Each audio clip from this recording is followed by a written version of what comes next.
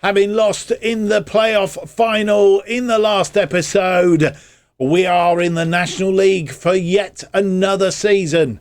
And what we need to do today is get the right players to equip ourselves to get out of this division without having to go through the heartache of the playoffs next season.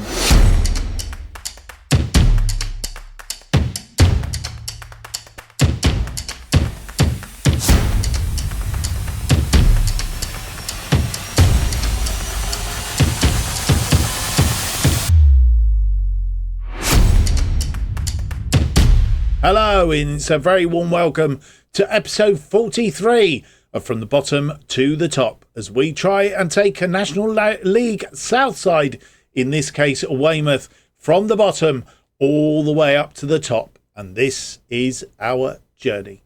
My name's Mark, and on today's episode we have for you the end of season review and a transfer special. We'll be looking at hopefully some players coming in, the right players, as I said in the preamble, that will give us the impetus to get out of this league this season coming. And obviously keep the season rolling. We don't want to stay here too long, because the whole premise is to get up through the leagues as quickly as we can. And it didn't work out quite as we planned last season. But never mind. We will do our best this coming season. So you'll see a reminder of that particular result at the top there against Bradford City.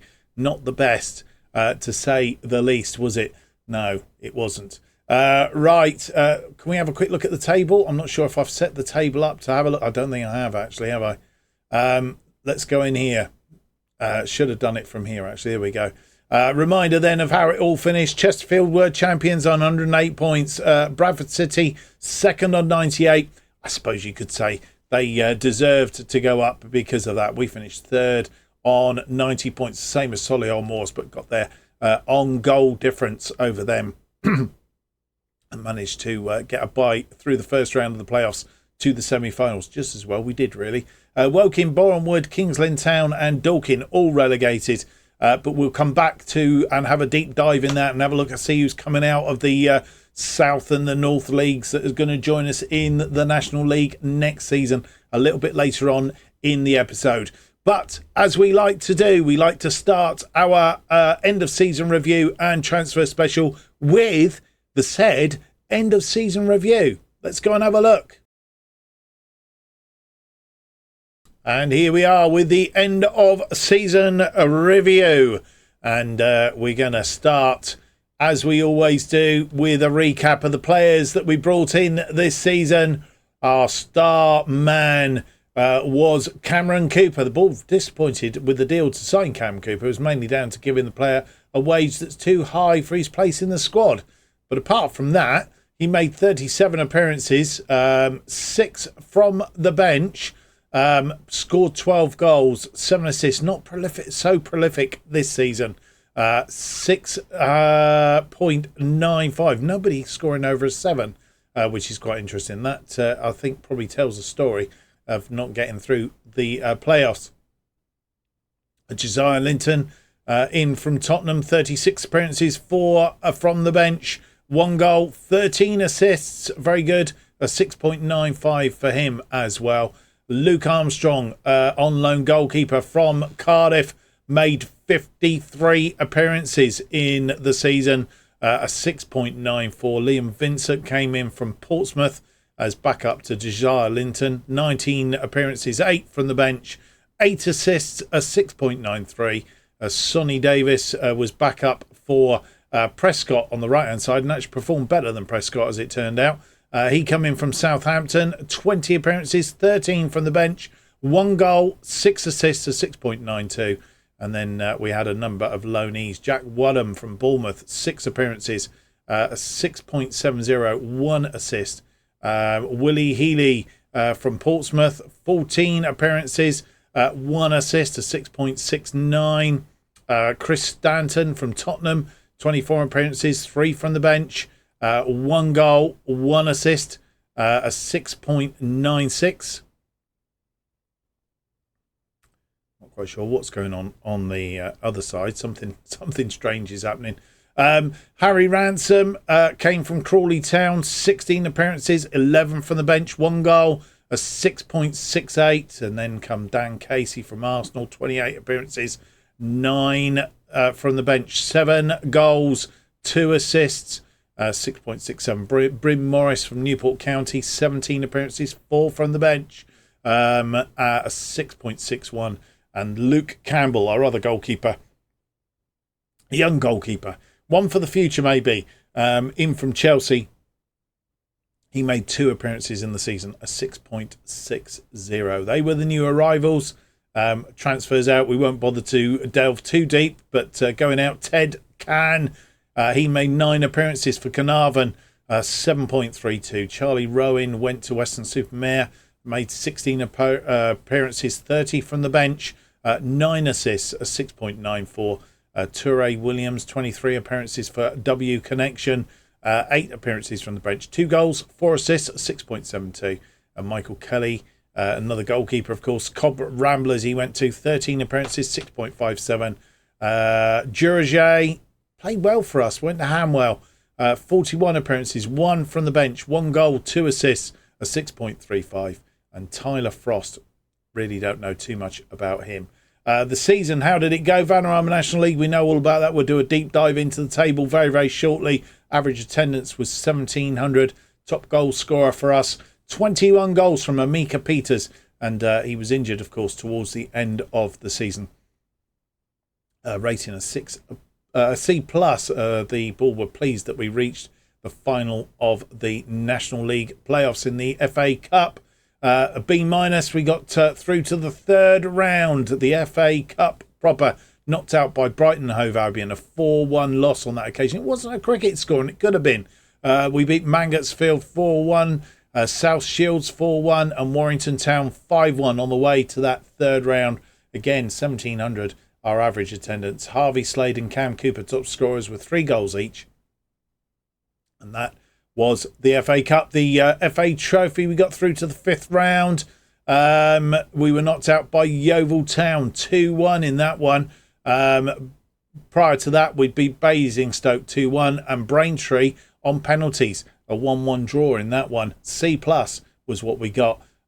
Kieran Evans, top scorer, with 2 goals.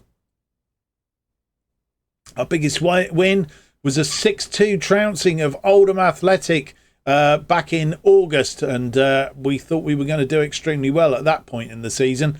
It didn't quite come out as we thought. Prescott Peters getting a hat-trick, Casey and Knight on that occasion, giving us a tumultuous win in the National League. A match to remember was the 1-0 win against Eastleigh. Joe Knight, the scorer in that occasion, back in September, and the goal of the season came from Harvey Slade. He provided a perfect finish to an excellent team move by scoring a daisy cutter from 22 metres. Ball goes forward to Melvin Lambert. Melvin Lambert, he crossed that ball to Slade. Slade, it says it was a daisy cutter. I wouldn't call that a daisy cutter at all. He volleyed that from the edge of the area, and it was a goal to be... was this a daisy cutter? Slade. No, not really. This wasn't a daisy cutter either. He lashed that one into the back of the net. So I'm not quite sure. But it says daisy cutter. I don't think it was a daisy cutter. Wrong description there. So goal of the season from Harvey Slade in the Cup against Warrington, the 5-0 win. No new sponsorship deals. Our reputation has grown slightly. So that's good news. Our sponsorship was up for the season by about 10,000. Broadcast revenue up tremendously, as it would be in the National League. Corporate and hospitality also up. Prize money down very slightly, which is interesting, considering how we finished up. Maybe because we didn't win the league. Matchday commercial was also up. Shirt sales, Cooper, Melvin Lambert, Evans, Morris and Peters selling the most shirts. The team that we lined up with, the best 11, was this: Luke Armstrong, Linton, Blythe, Spurway and Prescott in defence, Slanky, Knight and Bolton in that midfield, Kieran Evans behind Cooper and Lambert up front, and that was the team. Only 2 showing an average rating above a 7. And that was Melvin Lambert with a 7.03, Alfie Prescott with a 7.16. I won the Vanarama National League South Manager of the Season. That was last season, but I did win it. I think it's just how it trips over in the thing. Fans Player of the Season, Alfie Prescott, a 7.2 rating. Young Player of the Season, also Alfie Prescott. Signing of the Season, Cam Cooper on a 7. Goal of the Season, we've seen it, Harvey Slade. Top goal scorer was Amika Peters with 21 goals. Most assists, Josiah Linton with 13. Player of the Match Awards, Joe Knight with 6. Average rating, we already know, is Alfie Prescott. And the most passes completed in a match, or in 90 minutes, was Spencer Spurway on 52. Competition awards, we haven't won any. Record breakers, Luke Armstrong, 9 clean sheets was a record. Brandon Goodship, most league goals by a player, 110. Carnal Palfrey, youngest player to set foot on the pitch, 16 years and 137 days. Melvin Lambert, fastest goal, 49 seconds he did that goal in. Youngest goal scorer also, Carnell Palfrey, 16 years and 137 days. Weymouth, thanks to a great run way back at the start of the season, proved much better than people had expected, said Jamie Hilton of the non-league paper. And Weymouth performed well from the very beginning. Their early season football was a joy to watch. Neil Hawkins, also from the non-league football paper. And that is how it panned out. We're not going to look at the timeline because we don't need to right now. We will have a deep dive into the table before we move on, because that's what we like to do. We'll have an overview, and let's get the table up if we can. Can we? And here is the league table. Deep dive time on the table then. Chesterfield, as we said earlier, champions, 108 points.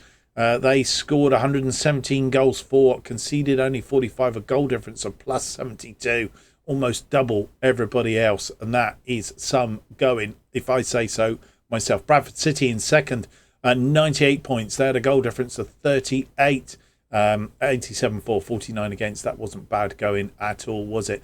We scored 93 goals. We were third, but where we fell down is we conceded heck of a lot, 60 in fact.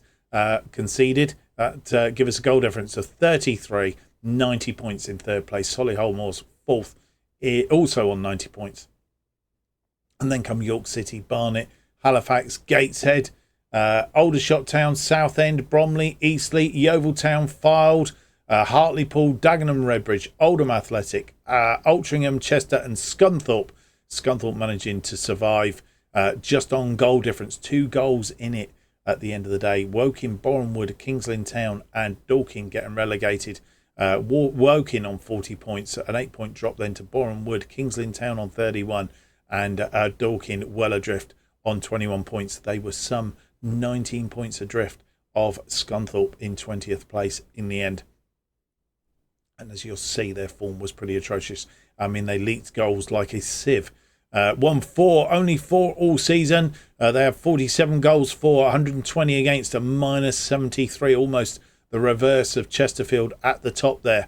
Their games that they won were against Chester, Scunthorpe, Woking and Kings Lynn Town. Kings Lynn Town and Woking, of course, both going down with them. Scunthorpe just missing out and Chester just missing out. So there's teams there in that bottom echelons that they actually beat in the end. But they didn't survive. They were gone. So let's tidy it up. Let's have a look and see how it all ended up. The home records pretty much were as the season finished out. Chesterfield were first, 58 points, just on goal difference from Bradford City, also on 58 points. And then came Weymouth on 56. So we were only 2 points adrift home record-wise. As you see, Chesterfield, their last 5 games at home were all wins, as you would expect. We drew 1 of our last 5. Solihull Moors losing 2 of their last 5, ending up with 51 points. in that rush, and the teams going down. Of course, Woking, a terrible home record. They ended up in 21st and going down, of course, but slightly harder than that in 19th. So their home record probably may have pulled them out of it. Scunthorpe, Bournemouth, Altrincham, Kingsland Town, of course, Dorking, only winning 3 of their home games all season, which was pretty poor in the end. The away record, well, as you see, we weren't so good away from home. We were only the 5th best side away from home, and that showed in a way. And that's probably when we need to be a bit more clinical this coming season. 2 losses in the last 5. Chesterfield winning 4 of their last 5. Bradford City not doing so well, only winning 2, drawing 2, only losing 1 though. Solihull Moors having a good away run towards the end, winning 4 of their last 5, which obviously put them in very, very good position. But the usual culprits down the bottom, Woking, Bournemouth, Kingsland Town and Dorking, having atrocious away records as well. So Chesterfield 50 points, had a much better goal difference away from home, 27. Bradford City were second on 40 points. Then Solihull Moors on 39, Hartlepool on 37. We were there on 34, and then a group of teams on 33 and 32, respectively. That's how all that panned out. First half of the season, we were down we were down in 6th at the end of the first half of the season on 40 points, 11 points adrift of Chesterfield, with Barnet, Solihull Moors and York in between us and that top thing. So we did pull it around a little bit in the second half. First half of the season, Chesterfield on 51 points, then 49 to Bradford City, 46 for Barnet, 48 for Solihull Moors, 41 for York and 40 for us. Dorking weren't bottom at that. Scunthorpe were bottom on 11 points, then Kingsland Town on 13, Woking on 14, Dorking on 15, and Bournemouth, who eventually went down, were just outside on 18 points in the first half. Second half of the season, we were second best to Chesterfield. Chesterfield had 57 points from the second half of the season. We had 50 points. Bradford City had 49. Solihull Moors had 45. Then York and Halifax on 41. Gateshead and Hartlepool on 40. You see Barnet dropped away in the second half of the season, not having such a good second half of the season. Dorking not doing so well. Bournemouth having an atrocious second half. In fact, Dorking only winning 1 game all second half of the season, which wasn't good, of course, was it? That's the combined. We'll scope over that. The last 5 games, the run into the end of the season. As we know, Chesterfield had the best run in, 5 out of 5, conceding only 2 goals. They were champions and didn't expect anything less. Gateshead had a good run in. They got 13 points out of their last 5, as did Barnet, who seemed to turn it around a little bit. Gateshead getting 4 out of their last 5, drawing the other one. Barnet losing 1 of the last 5, and our last 5, we lost 2 out of that last 5, which didn't help a great deal. Eastleigh having the poorest run in alongside Bournemouth, and Bournemouth, of course, getting relegated. Scunthorpe managing just to survive despite not winning any of their last 5 games. I think they were lucky. It was just as well that the other teams were almost too far gone, really. Chesterfield were expected to finish second, finished first. Bradford expected to finish first, finished second, so they swapped over. We were expected to finish 20th and finished third. Solihull Moors were expected to finish 6th and finished 4th. York finished 5th, where they were expected to. And then a number of other teams. The teams that were expected to be relegated were expected to go down. I think no, we were missed out. 21st.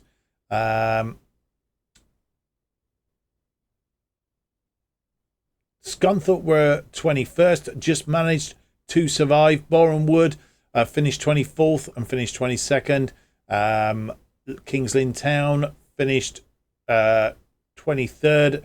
We're expected to finish 22nd, finished 23rd, and Dorking expected to finish 23rd, finished 24th. So pretty much the teams that were expected to go down went down. Boreham, Kings Lynn Town and Dorking. Who was the other side?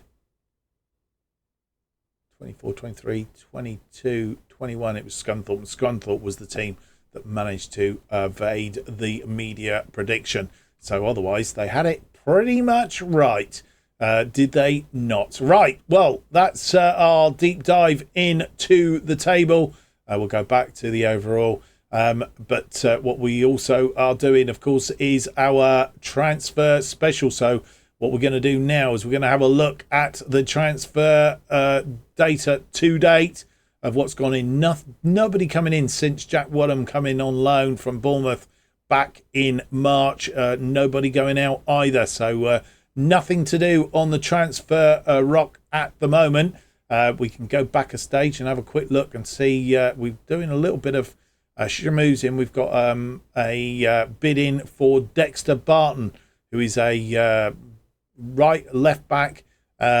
We said that we would like somebody that can play on both sides, but we'll see how that all pans out. Maidstone United have put in a bid for Luke Campbell, which we've vehemently rejected at this stage of the proceedings. He was only on loan, but we've rejected it anyway.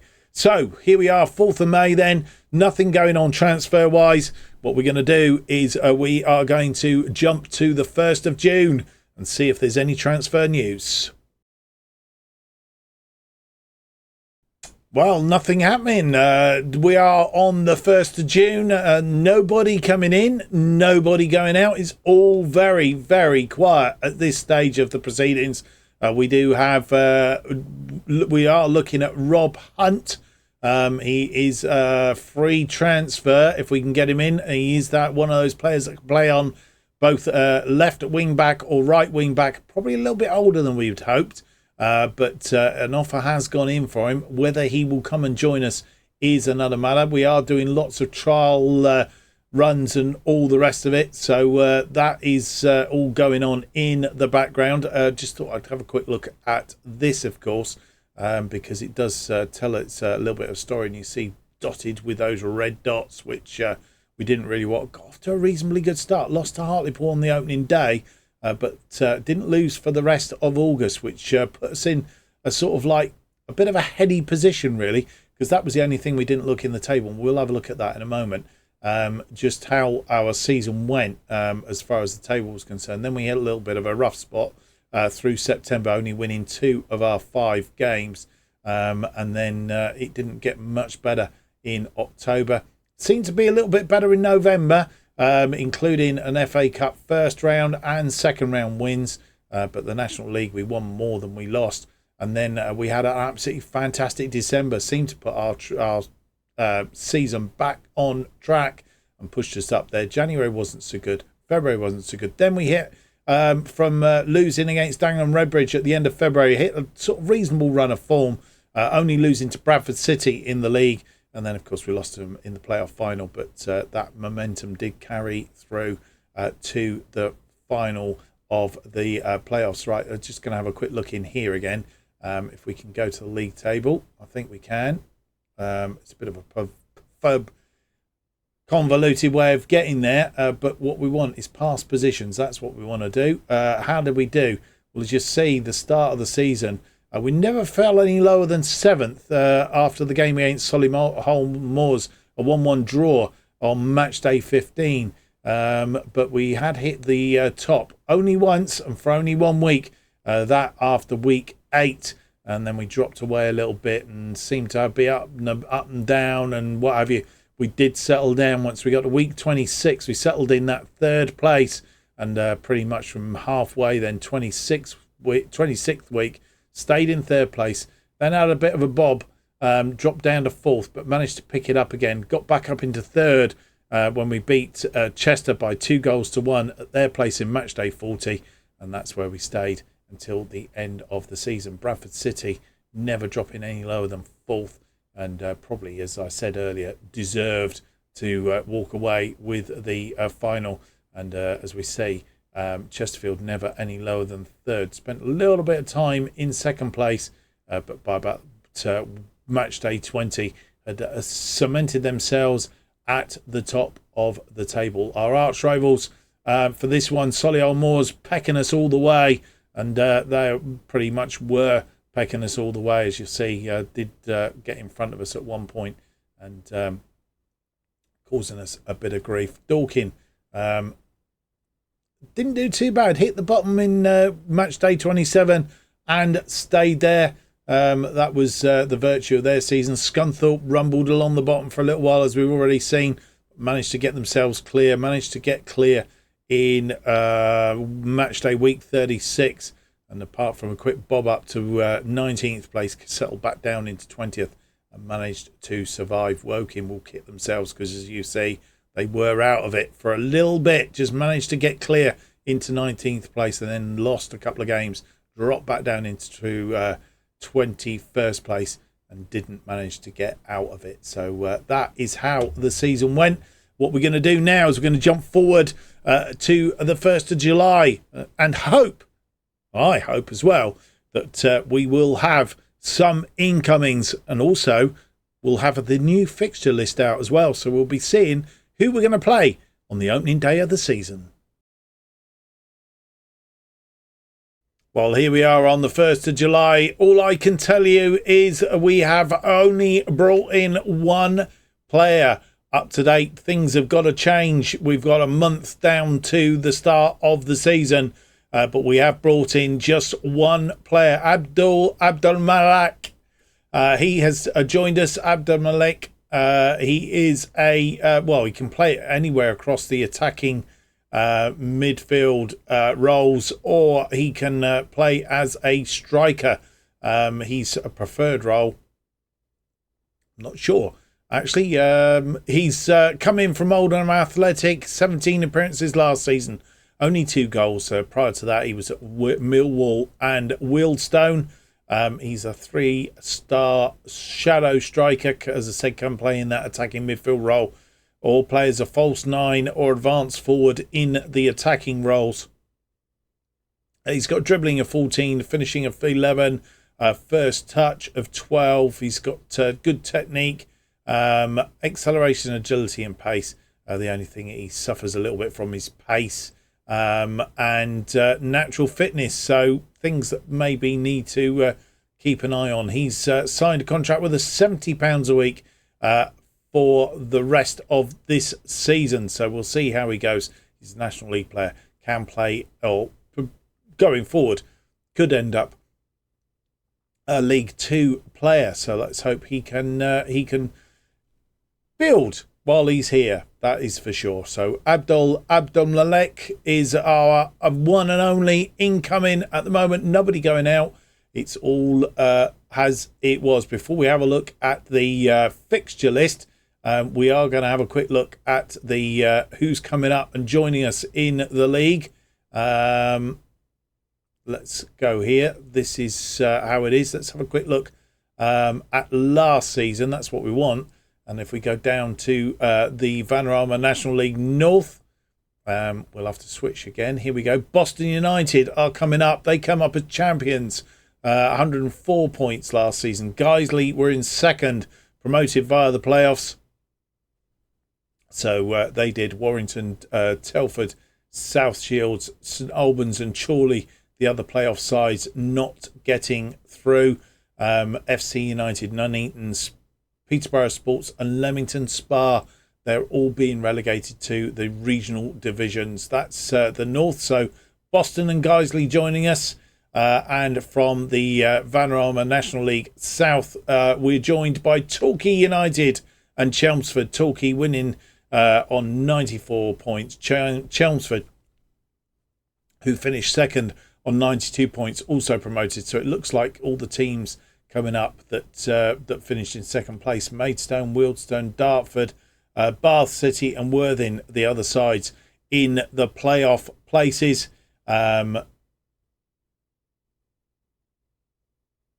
Is that right?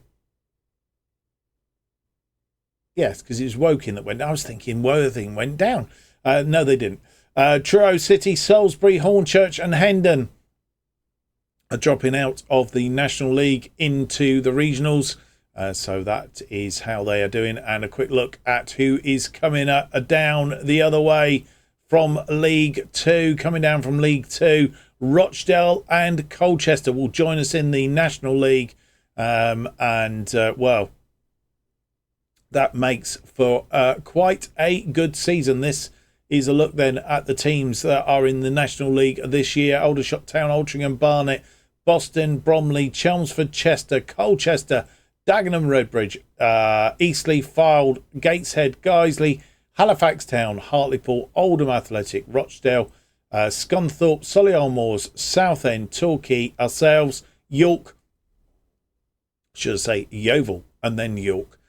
So they are the teams in the National League this season. Let's have a look at how the season is going to start then for us. It's Fylde at home on the opening day of the season. York City, our second game away at York. I think we won one, lost one against Fylde last season. We did. Both only goals. And York City, we also won one and lost one. Lost at their place. Won at our place. So that is how to play for. So that's opening up our season. And then as we motor down into December, we have a Boxing Day rematch against Fylde. And then we'll play Aldershot Town ahead of the new year. Rochdale and Halifax Town, first games in the new year. Must be a chance of FA Cup there. Otherwise, there's a bit of a break because that's FA Cup weekend, isn't it? The must be the second weekend of January.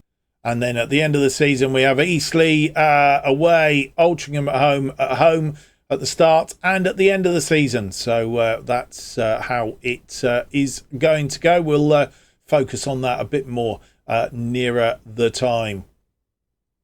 Right then, that's how our season's going to start off.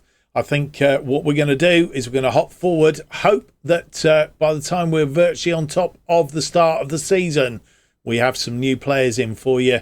And also we'll be having a look at what the media think we should be doing next season. So the question is, how has our pre-season gone? Well, we've played 4 matches. Dorchester Town and Hamworthy we normally play. Dorchester we beat by 5-0. Hamworthy we beat 3-1. Ebbsfleet we beat by 1-0. Harry Ransom deep in injury time in that one. And we had a 1-1 draw against Accrington Stanley. Took the lead after 22 minutes. But they did equalise later in the game. And you'll see some names up here. Glory and Zingo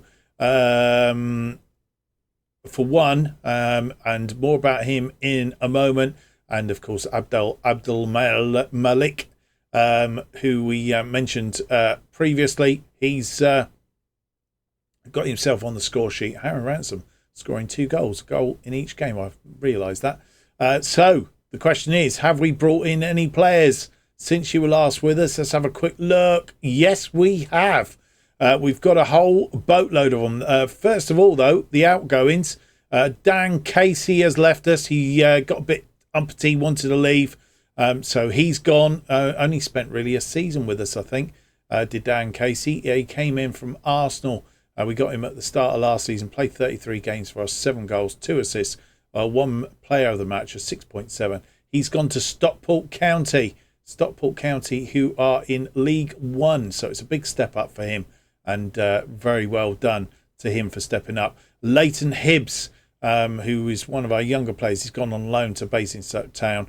And the other one that's going to upset the supporters is Joe Knight has gone to Tranmere for £87,000. He's on a 1.1 thousand a week contract at Tranmere. Tranmere, who currently, where are Tranmere? Tranmere are in Sky Bet League 1, so it's a big step up for him as well. Well done to him, and yeah, we'll see whether he gets the game time. 77 games he played for us, scoring 14 goals over 2 seasons, I think it was. Yeah, he came in on a free when we were in the National League South. 39 appearances, 7 goals, 9 assists, 2 player of the matches, a 7.2, and he replicated that last season. 38 appearances, 7 goals, 5 assists, and 6 player of the matches. He will be missed, and hopefully we can replace him. But who will we replace him with? Right, one of the other things just to mention is all our loanees that we had in last season, Spurway, Armstrong in goal, they've all gone. None of them have come back. None of them wanted to come back, or their teams wouldn't allow them to come back. So we're devoid of a few players. Harrison Roan is first in. He's a goalkeeper, he's a 2-star goalkeeper, potential to be League One standard, so he may go up through the leagues with us if he's able and happy to. He may well come up with us. So he's currently third best goalkeeper we've got on our books. Luke Campbell is ahead of him, but he is a youngster, got promise, and we brought him in on loan from Reading, but whether he stays with us will depend on how his season goes, I guess. Kevin Candish is our first. I do apologise while we've got regens on here. I'm not sure. Something's not gone quite right in the graphics thing when it's updated, so I will check that one out, make sure that's updated before the next episode. He's a fullback on the left side. We didn't really get that fullback that we wanted that can play on both sides. As much as we tried, we haven't been able to accomplish it, but he will be there. He's in front of Linton and Vincent, and I think the reason that we did actually bring him in was because we thought that Linton or Vincent might be leaving us. They haven't done so as yet. He's in on a 4-year contract. He's with us until the end of the 2029 season. Again, could be League One standard, so he could come up through the leagues with us. Jack Holman, he's on the other side. He is a 3-star, same as Prescott really, but he does have the potential. So he could come up again. He could be a League 2 standard. He is currently 3-star, plays on the left side. So hopefully we will make use of him. He was at Bournemouth, and we brought him in from Bournemouth. Bournemouth, of course, our affiliate side, but he's in on that one. Glory Nzingo, you saw that he scored some goals and he's off to a good start. Can play in midfield, can play as that attacking midfield, can play up front at a push. Not his best position, but can play well as an advanced playmaker behind the front two, and that's probably where we will use him. Come from Swansea, where he played 4 games last season, didn't score any. Previous to that, he was at Barrow, 40 appearances, 7. Accrington Stanley, 20 appearances and 2. So he's made 64 appearances in total, 9 goals, and hopefully he can do some stuff. He's injured at the moment, picked up a knock in that last game. Will Armstrong, a central defender. He's a 3.5-star National League player. Can be sort of 3.5, 4.5-star League 2 standard player. He's come in from Bristol City. He'd been knocking around in Bristol City previous to that. Came from Southampton to Bristol City on a loan, but didn't really do it there. Was out on loan at Stevenage last season. That was season before. Last season he was just in the under 20 whatevers at Bristol City. So he's come in. Will Armitage, 21 years old. He's with us until 2029 as well. So long term billing for him. Jake Grante, another central defender. 3-star current ability, a 4 to 5-star potential ability. League 2 standard. A good young prospect, central defender. He's come in from Crystal Palace, is where we brought him in from, and not played any games for Crystal Palace, but come through their academies and what have you. We've also brought in Brad House. He could actually, he has started as our number 1 goalkeeper, I think. Was at Maidenhead United, 85 appearances from them previous to that. Haven't at Waterville, Louville, 9 appearances. Sutton United, 2 appearances. West Brom, none. And started out at Chippenham Town. So we're hoping he can do the business for us. And he's looked quite good so far. And one other signing, defensive stroke midfielder. 1.5-star current ability. A potential to be 3.5-star. we'll see how he goes. This one's a bit of a wild card, if you like. He's come from Carnarvon, previously at Luton. He's played quite a few games at Carnarvon. Only scored 1 goal for them, though. We'll see how he goes. But he has joined us from there. And that's brought you pretty much up to date. We're on the 31st of July. Our first game is setting off on the 1st of August. There's only one thing left to do, and that is have a look at the season preview and see how we line up. We don't have anybody in the Media Dream 11. Do we have anybody? We've got a couple that are we've got on scouting reports. Glory Zingo is one player. Brad House is the other that's in the key players, so I think he will play a part in the season as we progress. We are expected to finish 16th, 18-1 to win the thing. Barnet are expected to, they're the favourites, 12-5. Bromley's second favourites, 10-3. Oldham, who were relegated last season, they didn't. Rochdale, that were relegated last season, 9-2, only expected to finish 4th. So they'll be looking for a playoff place. The other team coming down, Colchester, expected to finish 9th. And of the teams coming up, Torquay expected to do quite well in 12th. Boston expected to finish 14th. Chelmsford and Guiseley, the two sides that have come up, not expected to stay in the league. But we'll see how that all pans out in due course if you stay with me for this new season that we're going to feature here on the channel. And that is where we're going to come back for our opening 2 games of the season, Fylde and York City on the opening day. Can we get off to an extremely good start, or will we shudder as we kick off, and your opportunity to see our new players? Join me for that one. I hope you will do. If you've enjoyed today's episode, don't forget to leave me that big thumbs up, subscribe, hit the notification button. Keeps you up to date with all future episodes of Bottom to the Top and our other series. Irons in the Fire, as they are released. Of course, Bottom to the Top released every Tuesday and Friday at 4:15 p.m. And the best way of keeping up to date of everything that's going on this channel is to follow me on X, formerly known as Twitter, at JustOffside2. Thank you for watching. I hope to see you for the next episode. It's going to be episode 44. It's out on Tuesday. It's the opening 2 games of the season. Let's hope we can get off to a cracking start. Till then, bye-bye.